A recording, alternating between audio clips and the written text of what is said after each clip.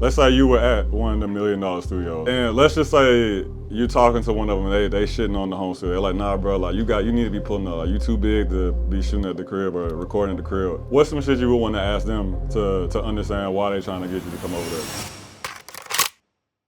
Everyone says you don't need a big recording studio. Steve Lacy recorded on an iPhone. Andre 3000 tracked his album in his bedroom, and even Billie Eilish knocked out her first joint in her bedroom.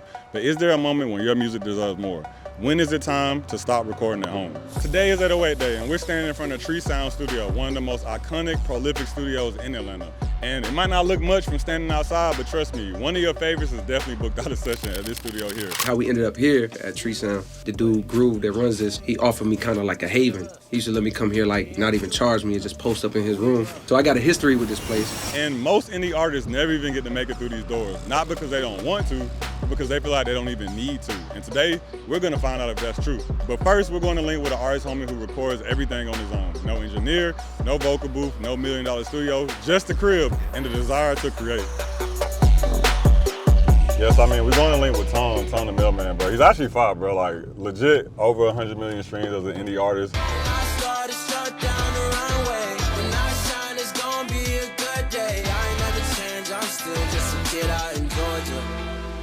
And like, bro's been doing the indie grind for a long time. I know he been talking about putting his studio together for a minute. The last time we went to his crib, he had that joint in like a closet or something, but he been saying he upgraded it. So this shit should look fire, you know what I'm saying? Well, I think it's gonna look fire. We gonna see, I guess.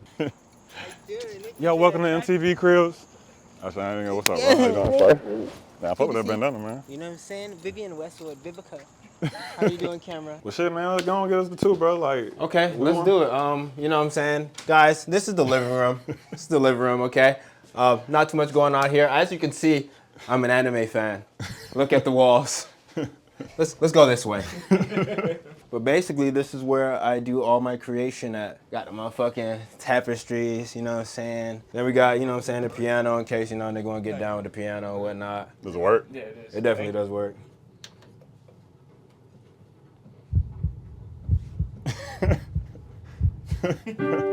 I got you niggas. You thought it was over with for me. This is my baby right here. But, you know, we got our big speakers down here, so in case, you know, we do want to hear some shit out loud. Pretty simple setup. I have my Focusrite right down here, so it's your audio interface. And then this is my favorite mic. We got the Neumann. I think this costs a lot. When I was young, I definitely was looking up studio prices and everything was in fucking Atlanta. So I'm in bumfuck, like, Georgia. Like, it's like an hour and a half to get to the city. And then when you get there, for 2 hours, it's like $300. Yeah. So you actually have to have the song, you have to have the beat, you have to have the song written, you have to have the ad-libs thought out. There's no room for creativity. You just gotta have the shit ready. But that's why I like having a home studio. Like, those in-between moments where you don't have anything coming out, you eventually get that spark. Mm-hmm. And then when you get that spark, you don't have to drive 2 hours or 3 hours or go deal with a nigga or deal with an engineer with a salty attitude or deal with a bunch of bullshit. You could just come in the room, close the door, do this shit right now. What even makes you even begin to think about pulling up to another studio at this point? If I got invited and, you know, somebody wants me to, like, hang out or, you know, network, but it's like, some part of me, like, when I was younger, I definitely was like, damn, like, that might be cool. Like, maybe if I played my shit in the studio, one of these niggas, it'd change my career, but it doesn't. Like, I done been around a couple niggas and they hear your music and it's kind of like, cool, keep going. And that's it. Like, nigga ain't give you no fucking handout, nigga. Like, just because they heard your shit, they'll sign your ass to a 360. Let's say you were at one of the $1 million studios, or whatever them shits be costing. Probably like $1 million, right? Probably $1 million plus. Probably like an M, yeah. And let's just say you're talking to one of them, and they shitting on the home studio. They're like, nah, bro, like you need to be pulling up. Like, you too big to be shooting at the crib or recording at the crib. What's some shit you would want to ask them to understand why they trying to get you to come over there? Like, I would just want them to show me the difference. Like, maybe if it's two different engineers, like my engineer versus their engineer, like, yo, show us the actual difference between what you can do here and what we can do here. So now we're in Tree Sound Studio. We're actually in the roster room, which is like one of their premier rooms. And we're gonna get a tour from Paul, who's a longtime owner of Tree Sounds, one of the most knowledgeable guys I've ever met. He's literally the perfect guy to break this down. He's a technician, a wizard with it. And we're gonna ask him, what makes a studio like this even worth the price tag? All right, so we're at Tree Sound Studios. This is Studios 222 and Studios M. They're the first two rooms that we brought online. Okay. What you're going to see, which is a booth across the hall called the roster room. It's basically just a guitar booth or a vocal booth. And that was it. When we moved here in 95, we had to gut the entire building. We built these two small spaces with an office and a bathroom before we even really had the lobby. And then everything else was a shell. And we started doing sessions in this space with the tape machine, which is actually still right here. Hey. This was Studio M. It started off as Studio M because it was a mastering room. We did mastering and digital editing. I think we were the second or third digital editing system in Atlanta. So we got real busy editing people's tapes. You know, before you, back in the day when you went to, you know, press your record, whether it was vinyl or CD or whatever it was, you had to master it. And part of that was sequence, like which song goes before which song. Okay. And even beyond that, like, okay, this is song 1, this is song 2 and 3 and so forth. How much time do we put, if any, between each song? So we were one of the early places in Atlanta that did mastering and editing because we had this system called Sonic Solutions, which was basically a 2-track digital editor. It cost like 40 grand. Sheesh. Absurdly expensive. That's crazy. 40 And all you could do was edit a 2-track. So imagine, dude, like this is like before Pro Tools, any of that. So this room got its basis as a editing and mastering room. Okay. And then it became more and more of a production room, which is more like what it is now. Why?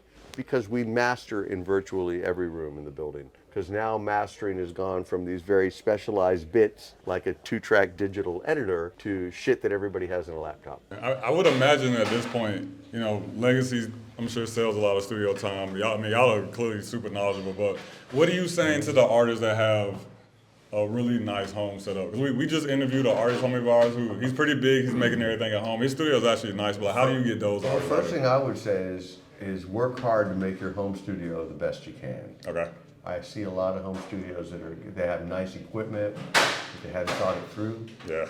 Go ahead and spend some extra money and hire somebody who knows what the hell they're doing to make sure your shit is set up right. Yeah. Because if it's not set up right, you're kind of fighting a bad rig, basically. Yeah.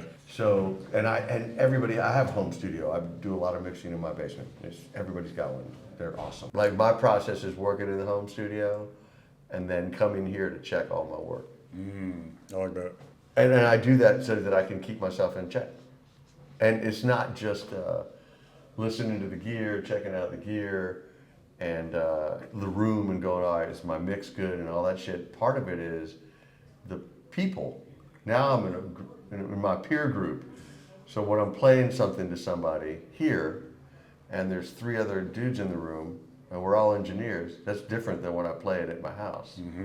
I don't know if it's just a tree sound thing or if it's all studios, but it almost feels like an incubation space where you're kind of paying for the group of people you might connect with as much as the sound that you're paying for. Yeah, no, and it is an incubation space. I mean, a big part of what we've always done is find artists that are in need of support and support them. So we've always kind of been more open door policy than closed, right?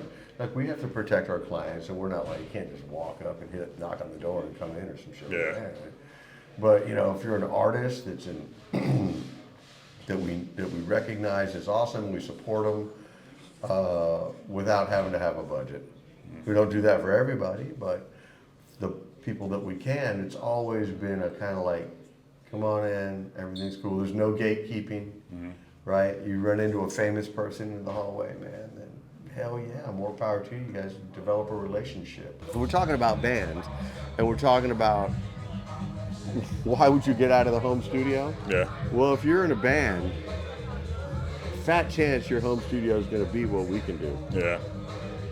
We've been doing it professionally for decades, specifically for bands.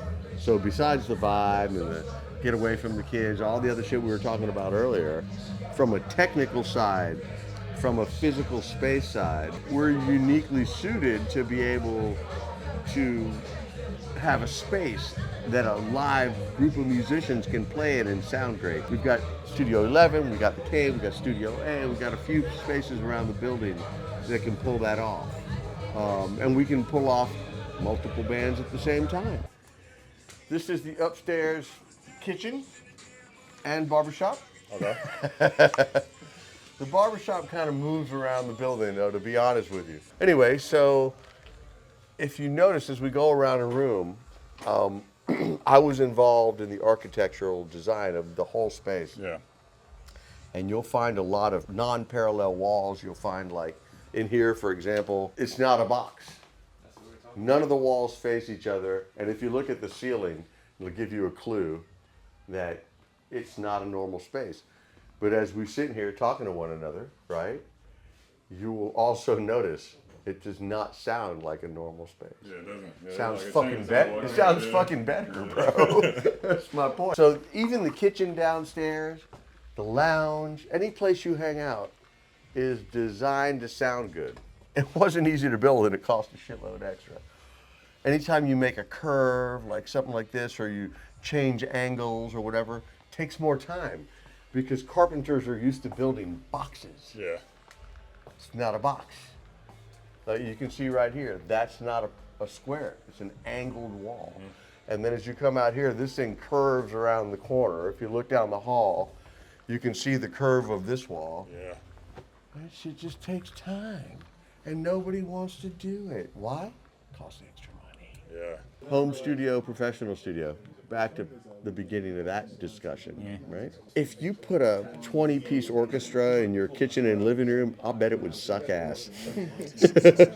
I'm just saying, man. Just saying. It's not made for it? Like it's not built No, for it? because the space is not able to manage all the sonic shit that's going on. Or a big band, whatever, 3-4-piece horns, keys, drums, bass, guitars, 4 background singers, like a lot of moving parts, a lot of sonic, a lot of sound, a lot of stuff going on.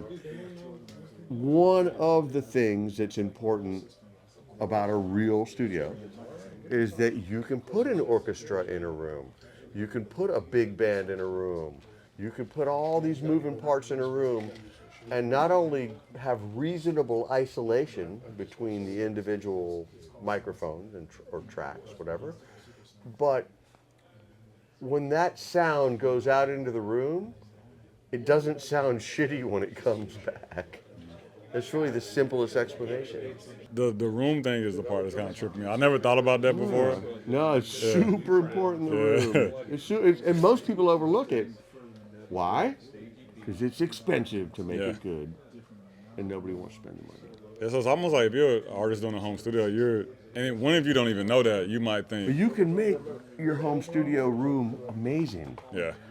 Where's Burn One? Is he around here? No.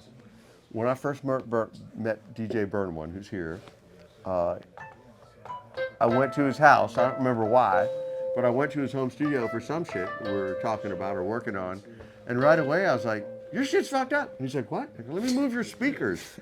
And I literally just repositioned his speakers and his listening position. He had his stuff set over to the side, whatever it was. And then all of a sudden he was like, whoa, you got to understand the room you're in and make the best of it. That might mean, man, I'm just hanging moving blankets on all the walls and moving my speakers out, 2 feet and whatever, and sitting in the middle. Might be that simple, right? Yeah. Something just doesn't have to be, I'm spending a bunch of money and hiring George Augsburger. It doesn't have to be that. But you have to think about it. Yeah. You have to have the mindset of awareness of your space and your gear. And I think that'll make the world a better place. So, are you recording at home? Would you ever book a session out in the big studio? And if so, why? And by the way, guys, this is a new series that we've been working on where we step out in real time, hit the streets, get the stories and the information from people as they're actually moving through this stuff. So, if you like this series and you want to see us do more, make sure you drop it in the comment section below. Until next time, guys, peace.